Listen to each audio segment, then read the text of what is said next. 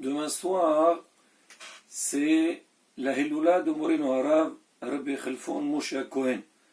Donc c'est vendredi soir, Yudhed Betevet.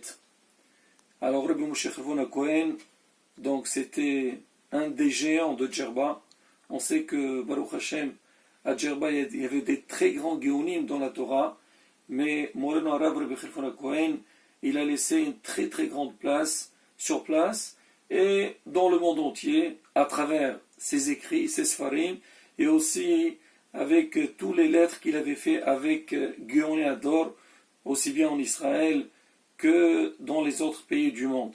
Ce matin, quand j'ai parlé un petit peu à la Tfila, j'ai dit que demain soir, c'est la Iloula de Rabbi Khalfoun.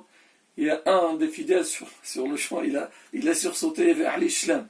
C'est vrai que qu'on entend parler donc de ce Kadosh, c'est sûr qu'on sent qu'on a affaire avec quelqu'un d'exceptionnel. On va essayer, Bezat Hashem, de dire quelques mots sur sa vie et peut-être si on a quelques anecdotes sur lui. Il y a énormément d'histoires, mais on ne peut pas tout raconter.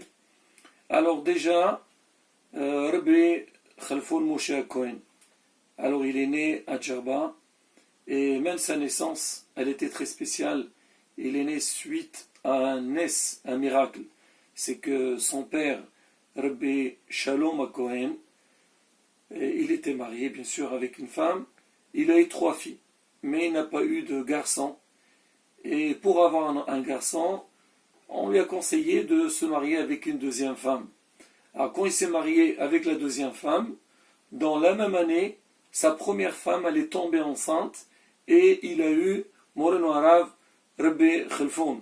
Alors sur ça, Hachamim ils ont expliqué, ils disent que ça c'est des histoires qu'on les voit tout le long de l'histoire de Ham Israël, c'est que des fois il y a une grande neshama qui doit descendre dans le monde, et la sitra ahra, la force du mal ne veut pas que cette neshama elle vienne, donc elle met des obstacles.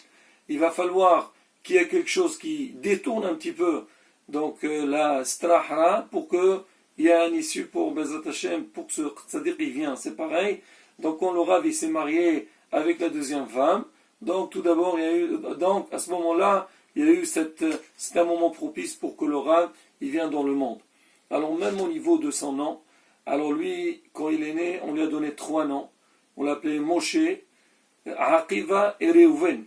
Alors certains ils disent que le nom Khalfoun il lui a été accordé pour une raison que c'était l'habitude. Dans certains pays, en l'occurrence aussi à Djerba, c'est que quand quelqu'un, il a des enfants, et les enfants, ils meurent, c'est-à-dire ils ne restent pas en vie juste après leur naissance, qu'est-ce qu'on faisait? On le vendait à une autre personne. Comme si quelqu'un d'autre, il dit, voilà, je le prends en charge comme si c'était son fils, pour que l'enfant il puisse vivre. Alors on dit que c'est Rabbi Moshe Aidan qui avait pris donc, le confis Rabbi Khalfoun, et aussi, on l'a donné le nom Khalfoun, on dit Khalfoun, on a Khalifa, c'est arrivé à sa place, c'est-à-dire un échange. Et c'est pour ça que ce nom il lui a été donné. Alors, beaucoup ils disent que pourquoi on l'appelait, on le cite, on dit Rabbi Khalfoun, on ne dit pas Rabbi Moshe Khalfoun, parce qu'on a peur, parce que Khalfoun c'est un nom de famille. Et si les gens ils vont l'appeler Moshe Khalfoun, on va croire que son nom de famille c'est Khalfoun. Alors c'est pour ça qu'on commence par Khalfoun, pour qu'on sache tous que lui c'était un Cohen. Alors dès qu'il était jeune, il a été remarqué et marqué dans le Talmud Torah que c'était un Gaon. Au début, les élèves ils étaient un petit peu réticents avec lui, ils n'avaient pas vraiment de contact avec lui, mais quand ils ont vu qu'il avait un certain Kedusha, une grande Kedusha, alors ils l'ont beaucoup apprécié. Alors, son père, Rabbi Shalom, malheureusement, il a eu des grosses difficultés financières dans sa vie. Il est arrivé à un stade de haniout, un état de pauvreté, qu'il était contraint de se déplacer et déménager dans la ville Zarzis, qui est à côté de Djerba, et il a été très apprécié par les habitants de la ville en tant que Rav de la communauté. Et je sais que ce n'est pas seulement les Juifs qui l'ont beaucoup apprécié et qui l'ont beaucoup respecté, même chez les Arabes, il était connu en tant qu'un Kadosh et un grand Talmid Hacham. Je sais, une fois j'ai entendu un Arabe parler, Alors il était très âgé.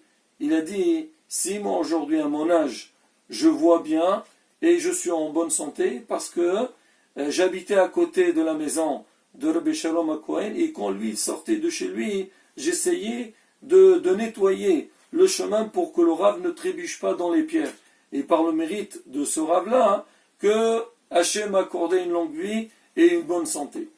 Maintenant, vu l'état financier de Moreno Arav, Rabbi Shalom HaKohen, alors son fils Rabbi Khalfoun, alors il était lui aussi obligé de travailler, il était shohet dans la ville.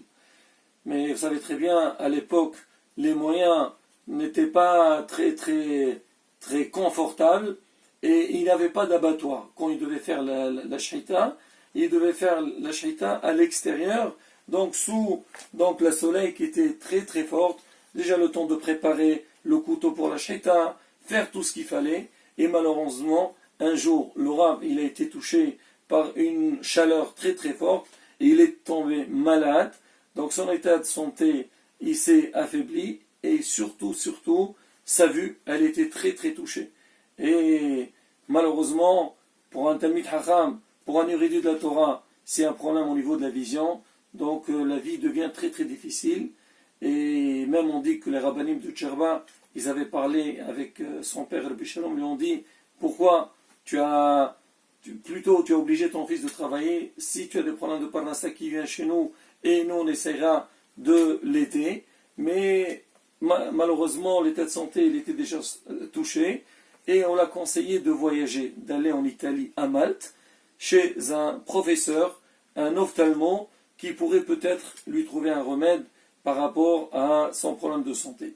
On dit que pour aller à Malte, il est passé par Tripoli, et il a connu le Rav de Tripoli sur place, on l'a beaucoup apprécié, et dans la suite, on lui avait demandé de venir être Dayan là-bas, mais le Rav, il dit une des choses qu'il a beaucoup marqué, qu'il avait vu là-bas sur place, il y avait une caisse, c'était une caisse spéciale pour le Talmud Torah, pour l'étude de la Torah. Alors quand il était de retour à Djerba, il avait demandé à la communauté de faire ce genre de caisse pour aider les Talmidei Hachamim, et dans la suite, on a fait beaucoup d'autres caisses pour les nécessités, aussi bien pour les Aniyim, pour Birkul Holim, Hatan et Kala. C'est ce qu'on voit aujourd'hui, les associations. Les associations ramassent de l'argent pour aider les gens qui sont dans le besoin.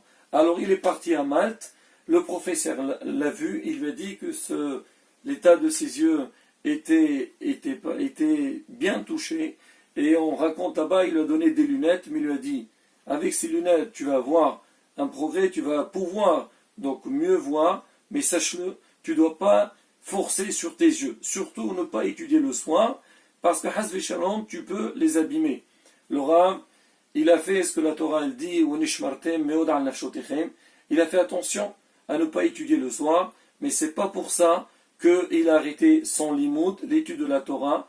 Alors on raconte que tous les soirs, il demandait à un Talmid Chacham ou une personne qui vient à côté de lui pour lui lire donc les passages qu'il avait besoin, et même quand il avait besoin d'écrire, alors il demandait à quelqu'un d'écrire tout ce que lui il avait besoin d'écrire, toutes les analyses, tous les hidushim qu'il a fait donc sur la Torah, bien sûr Gemara et ainsi de suite. Mais malgré tout, une fois qu'on a écrit ce que le Rav avait besoin, il recontrôlait à nouveau pour être sûr et certain que ce qui est écrit était écrit sans faute. Et on voit que Baruch Hashem, malgré ces difficultés, le Rav il a sorti des dizaines de livres que Baruch Hashem, le Olam Torah aujourd'hui, il en profite. Alors, on dit que quand le Rav il est arrivé à l'âge de 20 ans, il est parti voir son papa, il lui dit, papa c'est marqué dans le Pirkei Avot, Ben Yah la Houpa, quand un jeune homme il arrive à l'âge de 18 ans, il doit se marier, et moi, donc j'ai envie d'accomplir ce que le Tana dans le Pirkei Avot il dit. Le père il lui a dit, mon fils, est-ce que tu peux attendre un petit peu, parce que certainement par rapport à disons ses problèmes de finances, le fils il lui a dit, écoutez papa, si vous pensez que je peux ne pas me marier maintenant, écrivez-moi un mot que vous me permettez de ne pas me marier, et il n'y a pas de problème. Alors le père quand il a vu ça, il a dit, écoute mon fils, je ne peux pas, et Baruch Hashem il s'est marié très jeune. Alors, on parle beaucoup parmi les enfants qu'il avait, il y avait le Rabbi Avraham Cohen, que lui, malheureusement, il est décédé très jeune, à l'âge de 33 ans, et Saïloula aussi, donc la semaine prochaine, et on raconte que lui, c'était un Gaon Atsoum. Alors, une des anecdotes que je me rappelle, Moreno Arav Rabbi Sardon, il racontait sur Rabbi Avraham Cohen, il dit que Rabbi Khalfoun, donc lui, il voulait que son fils reste dans la Torah, mais à un moment donné, il fallait qu'il travaille pour gagner sa vie. Alors il a demandé un des bijoutiers de la ville, il a dit voilà ce que je peux, tu peux embaucher mon fils pour qu'il vienne travailler chez toi. Ben, le bijoutier, bien sûr, il a pris, mais au bout de quelques jours, le bijoutier vient chez Rabbi Khalfoun et dit Kvod Arav, moi personnellement, je pense que votre fils, il n'est pas fait pour le travail, il est plutôt fait pour la Torah. Il a dit pourquoi? Il a dit depuis que je l'ai mis, alors il commence à travailler, il se met à côté de la table, il donne un coup de marteau, après il dit il arrête tout, j'ai un petit hidouche. Il sort son carnet, il écrit le hidouche, et après il reprend à travailler. Il donne un coup de marteau, il arrête, il dit j'ai un petit hidouche. Et donc c'était travailler dans l'imoud de Torah. Donc je vois que sa place, elle n'est pas vraiment pour le travail, et il faut plutôt le mettre dans le l'imoud de Torah. Et effectivement, donc il a arrêté de travailler, mais malheureusement, donc il n'a pas vécu longtemps, et il est né à 33 ans, et malgré tout, il a sorti beaucoup de Sfarim. Alors, la particularité de Moreno Arav Rabbi Khalfoun, c'est que, alors dans le livre Amoud Aora'a, qui est sorti sur lui-même, justement on dit Amoud Aora'a, le pilier, donc l'Aora'a de l'enseignement du Psar, on dit que Rabbi Khalfoun, il connaissait tout, il était baqi dans tout. Rabbi Mir Mazouz, alors il parle beaucoup de lui, mais une des choses qu'on dit, c'est que Rabbi Khalfoun, il a remarqué qu'à Djerba, que malgré la force et la puissance de l'imoud Torah qu'il y avait, les rabbanim et les talmidei hachamim, ils étaient investis beaucoup sur la Gemara, c'est l'imoud Ayoun. On parle beaucoup, le Ayoun at-Tunsi. Ayoun at-Tunsi, on dit qu'il a démarré à Tunis, mais après il est venu à Djerba. Et Djerba aussi, il y avait des grands ma'aynim, des arayot, des lions dans la Gemara. Mais la lacha, elle n'était pas prise en charge comme elle se doit. Et Moreno Arav Rabbi Khalfoun, il a mis le point dessus. Il a fait le maximum possible pour que les talmidim apprennent et évoluent dans ce domaine-là. On raconte que tout le Shabbat, il prenait tous ces talmidim et pour étudier avec eux, analyser tout ce qu'ils avaient fait par rapport à la lacha. Il leur donnait des thèmes, des questions à étudier pendant la semaine, et le Shabbat, il le prenait pour voir avec eux. Et Baruch Hashem, il a formé beaucoup de Talmidei Hachamim, et cette chita de l'imoud pour le Psak Halacha, elle s'est propagée dans la suite. Aujourd'hui, Baruch Hashem, elle est très utilisée. Alors on parle aussi, parmi les grandes facultés de Moreno Arav, on dit que c'était un vrai manig. Alors, comme beaucoup le disent, sa iloula, elle tombe toujours dans la paracha de Shemot. On dit dans la paracha de Shemot, qu'est-ce qu'on voit? On voit l'apparition de Moshe Rabbeinu. Lui, il avait le même travail, il a fait la même chose que Moshe Rabbeinu. C'était, vous voyez, Moshe Ro'ay. C'était Ro'ay et Tsono, et il a su gérer sa communauté. Au point que personne ne pouvait parler, personne ne pouvait discuter sans ses ordres à lui, ou bien aller contre les directives que Moreno Arav il avait données, au point que parmi les livres qu'il a sorti le livre Brit Kouna, dans lequel il parle de beaucoup de minagim. Il a fait des minagim à Djerba pour mettre une structure dans la ville, que les gens ils savent dans quel chemin prendre, c'est quoi les choses qu'on peut faire et ce qu'on ne peut pas faire. Bien sûr, il y a le Shulchan Aruch, mais le Brit Kouna par rapport au minagim. Une fois, je me rappelle, on était avec Moreno Arav, il y avait quelqu'un qui est venu, il a posé une question, et quand la personne a posé la question, il y avait il a dit au Rav, et le Rav, jamais il répond par cœur, même s'il savait, et il aime bien toujours voir sur texte, et après donner la réponse. Alors, il lui a dit, Rav, je vous amène Brit Kouna.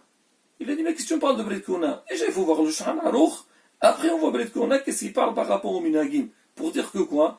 Que les gens tellement, ils savaient que la place de Rabbi Khalfoun, elle était bien présente dans la vue communautaire. Pour eux, la référence de l'halakha, c'était lui. Alors, en dehors donc de cette force, donc on a dit dans la halakha, la manière dans laquelle il a géré la communauté. Il avait aussi une grande toucha, c'était un kadosh. On raconte sur lui quand il faisait une tfila, c'était une tfila nilhevet, une tfila très très puissante. Il restait beaucoup de temps pendant la tfila parce que donc il s'attachait et il s'accrochait avec Boré Olam, le créateur du monde. On raconte une fois, il y avait quelqu'un de sa famille qui était malade, on est venu le voir, on a dit Rav, faites quelque chose pour lui. Il a dit bon, je vais faire une paradis, non, nous on veut un qamiya. Est-ce que vous pouvez écrire quelque chose? Ce qu'ils font les admourim et les probalim qu'on donne à cet enfant-là. Alors le Rav ne voulait pas, à la fin on l'a forcé. Il leur a dit d'accord. Il a écrit quelque chose et il leur a donné. Alors ils ont pris ce petit papier, ils l'ont enroulé et ils l'ont mis sous la tête du malade. Et le NES, il vient le lendemain ou quelques jours après, l'enfant il a guéri. Alors depuis, chaque personne qui était malade, on prenait donc ce petit papier-là et on le mettait sous la tête du malade et Baruch Hashem, ça fait des nessés viniflaot. Après son décès, et un peu plus tard, on a essayé de voir qu'est-ce que le Rav il a écrit dans ce papier. On a ouvert le papier, qu'est-ce qu'on voit? On voit marqué dedans Birkat Kohanim. Chez les morts, rien du tout, la simplicité. Et c'était ça sa force. On dit Birkat Kohanim est plus fort que Birkat Kohanim. Alors maintenant, encore un détail, une des histoires qu'on rencontre sur lui, c'est le Hanyan, malheureusement à l'époque de la guerre, les Allemands, Yimach Shema Vezichram. Ils sont arrivés en Tunisie, et même ils sont arrivés jusqu'au sud de la Tunisie, ils sont arrivés à Djerba. Et c'était un Shabbat. Shabbat, le Rav, il était Shaliach Tzibour, il faisait la tfila du Moussaf. On vient, on lui dit, Rav, tu es appelé par l'armée donc allemande. Le Rav, il a eu très peur, il savait que ça rigolait pas. Il est sorti, il est parti les voir. Ils lui ont dit, écoutez, monsieur le rabbin, alors on a entendu que vous étiez juifs, vous étiez complices avec les Anglais, et maintenant vous avez une punition, on a besoin de 50 kilos d'or. Le Rav dit, d'où je vais sortir ça? Sur le champ, le Rav, il a pris les choses en main, il a fait un appel à toute la communauté, il leur a dit, écoutez, tout celui qui possède de l'or, il est obligé de le ramener, parce qu'on est dans un état de sakana, de danger. Le jour même de Shabbat, il était obligé d'aller jusqu'à l'Harasrera. 2 fois, il a fait l'aller-retour pour ramasser, et Baruch Hashem, il a réussi à ramasser une bonne partie de ce qu'ils ont demandé. Sur Shaim, ils ont pris ce qu'on avait ramassé, ils ont dit, on revient dans quelques jours, et ils sont partis, ils ne sont pas revenus. On dit que cet accident-là a fait un effet très très négatif sur le Rav, et malheureusement, il a été choqué suite à cet événement-là. On dit depuis son état de santé, il s'est dégradé. Rabbi qui était présent, il dit que l'après-midi de ce Shabbat-là, c'était où ils sont allés dans la paracha de Tetzaoué. Et dans la paracha de Tetzaoué, c'est marqué alors il a dit aux rabbanim, aux habitants, vous ne devez pas vous inquiéter. Voilà le pasteur nous dit, ils prennent l'argent, l'or, mais ils ne vont pas toucher aux êtres humains. Et effectivement, c'est comme ça que ça s'est passé. On dit que le Rav, Rabbi Khalfoun, il a toujours voulu vivre en Israël, et un jour, il a vraiment décidé de monter, et son père, Rabbi Shalom, lui a dit, écoute mon fils, il ne faut pas partir maintenant, bientôt Bezrat Hashem va voir la Géoula, et on montera tous ensemble. Et malheureusement, on n'a pas mérité la Géoula, mais on dit après son décès, il y a quelques années, il est venu dans le rêve chez une des personnes qui était très attachée au Rav, il s'appelle Rabbi Yosef Hattab, et il est venu dans le rêve, il lui a dit, écoute, moi je veux que vous faites monter dans la terre d'Israël. Au début, il n'a pas tenu compte du rêve qu'il a eu, il est revenu encore 2 fois, et là la personne elle a compris que c'était quelque chose d'obligatoire, et Baruch Hashem, ils ont fait tout le nécessaire, et Moreno Arabe, on l'a fait monter en Israël. Alors quand il est arrivé, alors les gens ils ont dit, Rabbi Khalfoun, il a mérité d'être enterré dans la terre d'Israël. Rabbi Meir Mazouz, il a dit, il ne faut pas dire qu'il a mérité d'être enterré dans la terre d'Israël, il faut dire plutôt, la terre d'Israël, elle a mérité que Rabbi Khalfoun il a été enterré là-bas. Le point sur lequel il mettait beaucoup le point, Moreno Arabe, il dit c'est vrai, il faut aimer la terre d'Israël, mais la terre d'Israël, quand est-ce qu'elle peut se développer? C'est seulement quand Am Israël, il est Kachor le Torato. Quand Am Israël fait Torah et Mitzvot, il s'accroche au Divrei Rabbanim, au Shulchan Aruch, là on peut dire qu'on a mérité donc ce que Hachem nous a promis. Yeratzon que Zchut Sadiqim, Tagim Ba'adeno Bezat Hashem, Zchut Sadiq, elle soit pour tout le clan d'Israël, et que lui, là où il se trouve, il fait des tfilotes pour l'armée Israël, pour que le Mashiach vienne, Bemera Biameno, Amen, Kin Yeratzon.